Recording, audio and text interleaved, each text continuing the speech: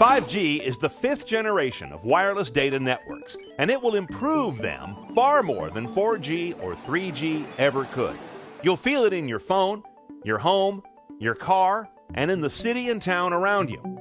Downloads and streaming should happen literally without delay. Cars will talk to each other to prevent collisions. An untethered augmented and virtual reality can finally be achieved with real-time response. Not to mention industrial benefits like remote surgery or drone control. 5G does its magic with three key abilities. First, high bandwidth. 4G could only muster about 200 megabits per second of data throughput on a good day. 5G can handle up to 1 gigabit or more, that's 1,000 megabits a second, on up.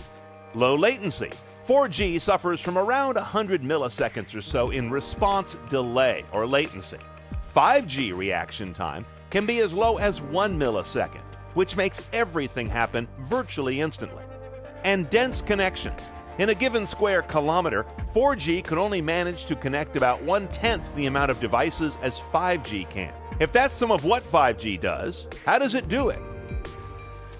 5G uses new radio technology, the part of any wireless device that makes the connection.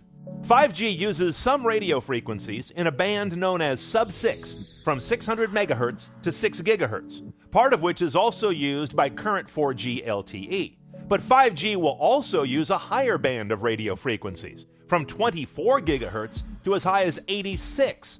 These much higher frequencies bring with them much higher data rates. Now, while these new 5G radio waves can carry more data with higher performance, they can't carry it as far. So 5G will use a lot of so-called small cells. These are small versions of the big cellular towers we all know. 5G will also use some new tricks in these small cells, like beamforming, to efficiently aim transmissions rather than just spray everything everywhere. The bottom line, though, you will need new phones, tablets, portable hotspots, and the like with a 5G radio inside to connect to the new 5G networks.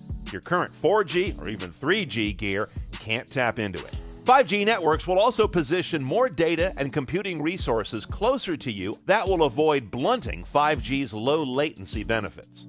Most of us do think of phones when we think of wireless networks, but phones may actually be the least interesting thing about 5G.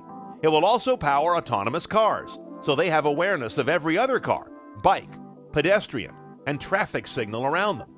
Smart cities based on 5G can make almost anything that's electric also connected and aware. When a bridge needs repair, why can't it tell someone? With a mesh of 5G connected sensors, it could. And then there's your home.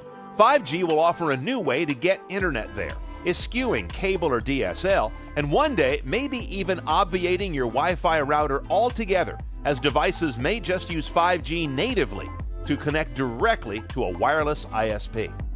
5G has renewed concerns about the safety of cellular radio waves. Some cities have taken action to block 5G deployment. Health questions come up around 5G's use of microwave frequencies, lots of them as we've seen, thanks to that large number of small cells that will be installed around us. Now, while 5G may sound like a lot of microwave ovens mounted on poles running with their doors open, in fact, microwaves are nothing new. Already emitted by your current smartphone, old cordless phones, your wireless headphones and earbuds, and just about anything with Wi-Fi, as well as, yes, microwave ovens. But even 5G's highest frequencies are considered by scientists to be non-ionizing radiation. You have to move on up to X-rays, gamma rays, and cosmic radiation to find the kind of emissions that will harm cells, and 5G is far below that. 5G follows the inverse square law, losing power rapidly at even a small distance from the small cell. The US CDC says there is no scientific evidence to provide a definite answer to the question of cellular radio wave safety, whether it's 3G, 4G, or 5G. 5G will take years to roll out and some investment on your part, but the complexity of that deployment and debugging should be worth the wait, delivering the world we've been promised for a long time, where everything is connected, aware, and responsive, and a world in which we can stop worrying about the availability or performance of connectivity in the first place.